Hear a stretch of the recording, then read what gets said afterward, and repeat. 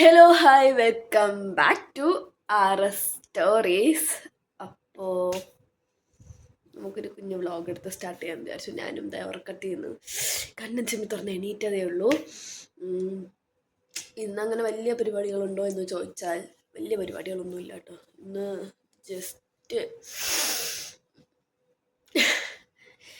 എണീക്കണം, കഴിക്കണം, റെഡി ആവണം. ശ്രീരാഗേൻ്റെ അഞ്ച് ചേച്ചിയുടെയും അതായത് അഞ്ച് ചേച്ചിയുടെ സിസ്റ്ററിൻ്റെ എൻഗേജ്മെൻ്റ് ആണ്. അപ്പം അന്ന് അങ്ങോട്ട് പോകണം. അത് കഴിഞ്ഞിട്ട് ചേച്ചിയെ ഹോസ്പിറ്റലിൽ കൊണ്ട് കാണിച്ചിട്ടൊക്കെ വന്നു. അപ്പോൾ ഒന്ന് ചേച്ചിയെ കാണാൻ പോകണം. അതൊക്കെ കഴിഞ്ഞ് വരുമ്പോഴത്തേക്ക് ചിലപ്പോൾ ലേറ്റ്. അത് കഴിഞ്ഞ് വീട്ടിൽ വന്ന് വീണ്ടും ഞം കിടന്നുറങ്ങണം. അപ്പോൾ ഇന്ന് മിക്കവാറും ഇതായിരിക്കും കേട്ടോ ഫുൾ വീഡിയോ. ഇതായിരിക്കും ഒരു സമ്മറി, ഇന്നത്തെ ഡേ ഇൻ മൈ ലൈഫിൻ്റെ സമ്മറിയാണ് കേട്ടോ ഇത്. ഇപ്പം ഞാൻ ഉറക്കണിട്ടിരിക്കുന്നതേ ഉള്ളൂ. 2 ദിവസമായിട്ട് എൻ്റെ ട്രൈപോഡിന് എന്ത് പറ്റിയെന്ന് അറിയത്തില്ല. ഞാൻ ട്രൈപോഡ് ഫോൺ വയ്ക്കുമ്പോഴത്തേക്കും മറിഞ്ഞങ്ങ് വീഴുക. അപ്പോൾ അതൊന്ന് സെറ്റ് ചെയ്തിട്ട് നമുക്ക് വീഡിയോ സ്റ്റാർട്ട് ചെയ്യാം. ഒരുങ്ങിയിട്ട് വരാം.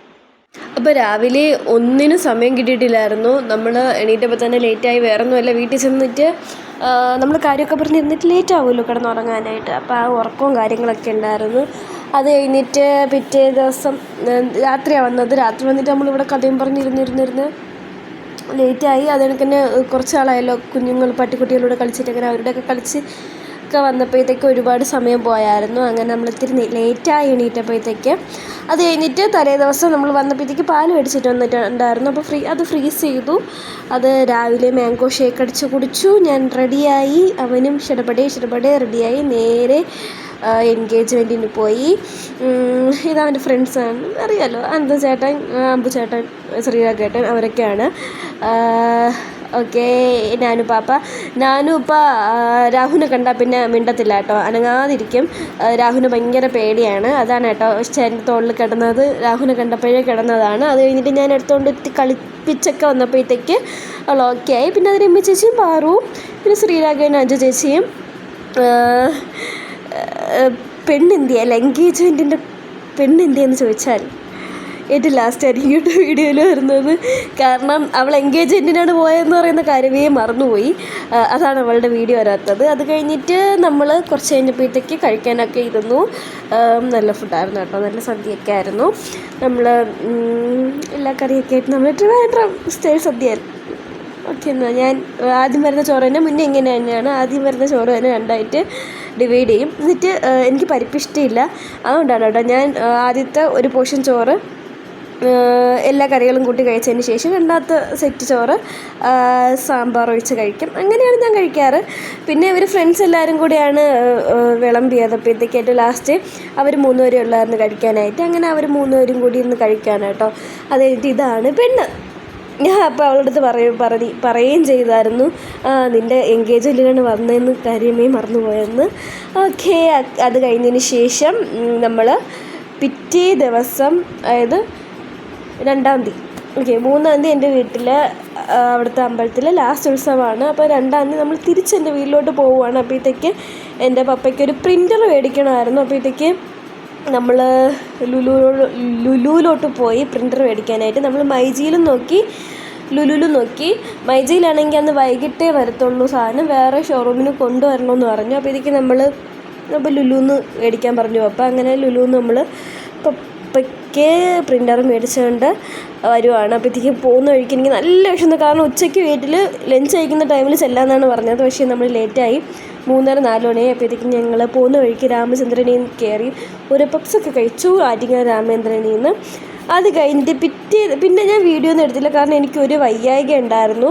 അത് കഴിഞ്ഞ് രാത്രി ഉറങ്ങാൻ കിടന്നപ്പോഴത്തേക്ക് ഒരു രക്ഷയില്ല. പനിയും ഈ സൈനസിൻ്റെ ഇങ്ങനെ ലിക്വിഡ് വന്നുകൊണ്ടിരിക്കുന്ന പ്രശ്നങ്ങളൊക്കെ ആയിട്ട് ഒരു രക്ഷയില്ലായിരുന്നു. അങ്ങനെ പിറ്റേന്ന് രാവിലെ പപ്പ പോയി ടോക്കണൊക്കെ എടുത്ത് വച്ചു. എന്നിട്ട് റെഡിയാവാൻ പറഞ്ഞു.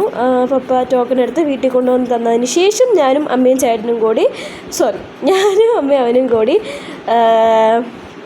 ഹോസ്പിറ്റലിൽ പോയി കാണിച്ചിട്ട് വന്നു. വലിയ പ്രശ്നങ്ങളൊന്നുമില്ല. മെഡിസിനൊക്കെ എടുക്കാൻ പറഞ്ഞു. അങ്ങനെ മെഡിസിനൊക്കെ എടുത്തു.